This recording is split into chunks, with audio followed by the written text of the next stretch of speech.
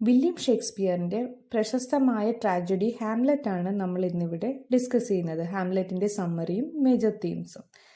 ഈ കഥ നടക്കുന്നത് ഡെൻമാർക്കിലാണ്. ഡെൻമാർക്കിൻ്റെ പ്രിൻസായ ഹാംലെറ്റിൻ്റെ കഥയാണ് ഈ നാടകത്തിൻ്റെ പ്രമേയം.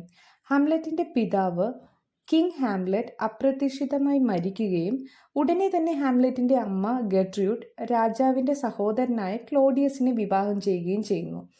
ഹാംലെറ്റിൻ്റെ മുന്നിൽ തൻ്റെ പിതാവിൻ്റെ ആത്മാവ് പ്രത്യക്ഷപ്പെടുകയും തൻ്റെ മരണത്തിന് പിന്നിൽ ക്ലോഡിയസ് ആണെന്ന് അറിയിക്കുകയും ചെയ്യുന്നു. പിതാവിൻ്റെ മരണത്തിൻ്റെ പ്രതികാരം എടുക്കാൻ ഹാംലെറ്റ് തീരുമാനിക്കുന്നു. എന്നാൽ തൻ്റെ ഇന്നർ കോൺഫ്ലിക്ട്സ്, ചിന്തകൾ, അനാവശ്യമായ സംശയങ്ങൾ എല്ലാം കാരണം ആ ഒരു ആക്ട് നീണ്ടുപോകുന്നു. അതാണ് പ്രോക്രാസ്റ്റിനേഷൻ. ഇവിടുത്തെ ട്രാജിക് ഫ്ലോ എന്ന് പറയുന്നത് പ്രോക്രാസ്റ്റിനേഷനാണ്. ഇതിനിടയിൽ ഹാംലെറ്റിൻ്റെ ലവറായ ഒഫീലിയയുടെ പിതാവിനെ ഹാംലെറ്റിന് കൊല്ലേണ്ടി വരുന്നു. ഒഫീലിയ മാനസികമായി തളരുന്നു. ഒടുവിൽ അവൾ സൂയിസൈഡ് ചെയ്യുന്നു. അപ്പോൾ ഒഫീലിയയുടെ ബ്രദറും പൊളോണിയസിൻ്റെ മകനുമായ ലിയാട്രസിനോടും ഹാംലെറ്റിനോട് വൈരാഗ്യമുണ്ടാകുന്നു. ഹാംലെറ്റിൻ്റെ അമ്മ ഗെർട്രൂഡ്, ക്ലോഡിയസ്, ഒഫീലിയയുടെ സഹോദരൻ ലിയാട്രസ് ഉൾപ്പെടെ നിരവധി പേർ ഹാംലെറ്റിനെതിരെ തിരിയുന്നു.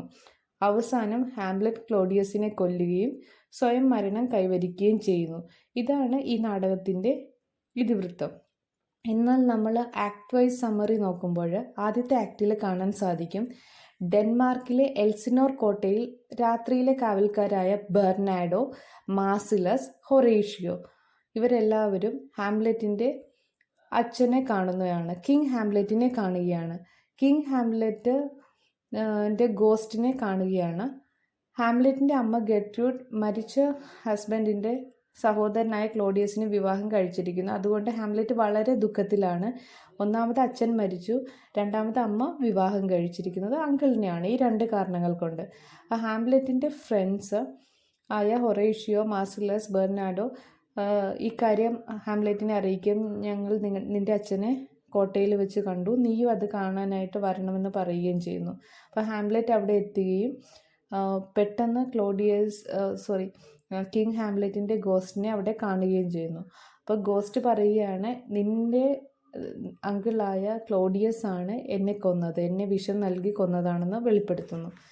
അപ്പോൾ ഹാംലെറ്റിന് ഭയങ്കര ഷോക്കിംഗ് ആയിരുന്നു അത്. അവൻ പ്രതികാരം ചെയ്യാൻ തീരുമാനിക്കുകയാണ്. ഹാംലെറ്റ് പിതാവിൻ്റെ മരണത്തിന് പ്രതികാരം ചെയ്യാൻ തീരുമാനിക്കുന്നു. അതാണ് ആക്ട് 1. ആക്ട് 2 പോകുമ്പോൾ നമുക്ക് കാണാം, ഹാംലെറ്റ് തൻ്റെ അച്ഛനെ കൊന്ന പ്രതികാരം തീർക്കാനായിട്ട് പദ്ധതികൾ തയ്യാറാക്കുകയാണ്. അതിൽ ഒന്നാമതായി അവൻ ചെയ്തത് ഒരു ഭ്രാന്തനായി അഭിനയിക്കുക എന്നതാണ്. എന്നാൽ ഹാംലെറ്റിൻ്റെ ആക്ടിൽ അല്ലെങ്കിൽ ആ ഒരു സ്വഭാവ മാറ്റത്തിൽ പൊളോണിയസിന് പല സംശയങ്ങളും തോന്നുന്നു. അയാൾ ആശങ്കപ്പെടുകയാണ്. അതുകൊണ്ട് കിങ് ക്ലോഡിയസ് ഹാംലെറ്റിൻ്റെ പഴയ ഫ്രണ്ട്സായ റോസൻക്രോൺസിനെയും ഗിൽഡൻസ്റ്റേണിനെയും വിളിക്കുകയാണ്. ഹാംലെറ്റിൻ്റെ ഉള്ളിൽ എന്താണ് നടക്കുന്നത്, അവൻ റിയൽ ആണോ അല്ലെങ്കിൽ ആക്ട് ചെയ്യുകയാണോ എന്നറിയാൻ വേണ്ടി.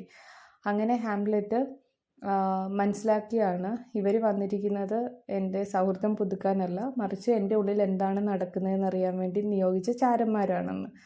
അതുകൊണ്ട് അവൻ ആ ആക്ട് കണ്ടിന്യൂ ചെയ്യുകയാണ്. ആ സമയത്താണ് കോട്ടയിൽ ആക്ടിംഗ് ഗ്രൂപ്പ് വരുന്നത് ഒരു നാടകം അവതരിപ്പിക്കാൻ വേണ്ടി. അപ്പോൾ അവർ അവിടെ ഒരു നാടകം അവതരിപ്പിക്കുന്നുണ്ട്.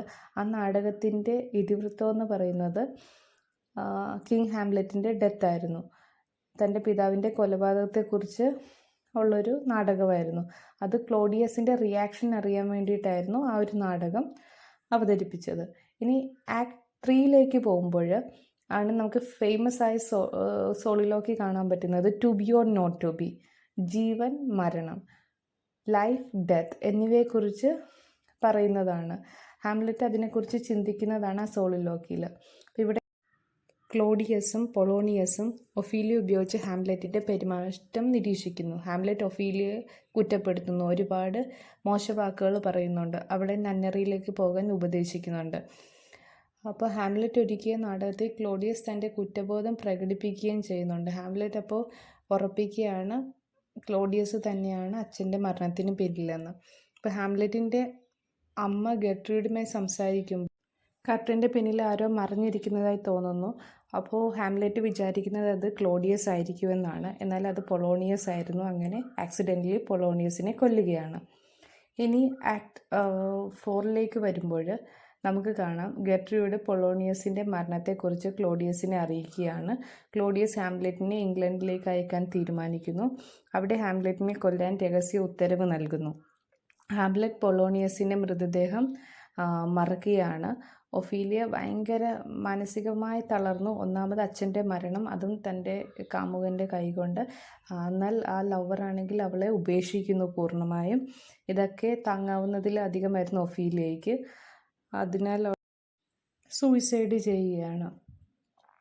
പിതാവിൻ്റെ മരണത്തിൽ പ്രതികാരം ചെയ്യാൻ ഹാംലെറ്റ് ശ്രമിച്ചുകൊണ്ടേയിരിക്കുകയാണ്.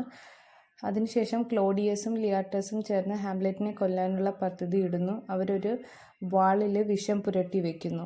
വിഷം പുരണ്ട വാൾ ഉപയോഗിച്ചാണ് ഹാംലെറ്റിനെ കൊല്ലാനായി ശ്രമിക്കുന്നത്. ഇതാണ് നമ്മുടെ ആക്ട് 4 ആക്ട് 5 വരുമ്പോൾ ഹാംലെറ്റ് ഹൊറേഷ്യയുടെ കൂടെ ശ്മശാനത്തിൽ എത്തുന്നു. അവിടെ കാണാൻ പറ്റുന്നുണ്ട് യോറിക് എന്ന ജസ്റ്റിസിന്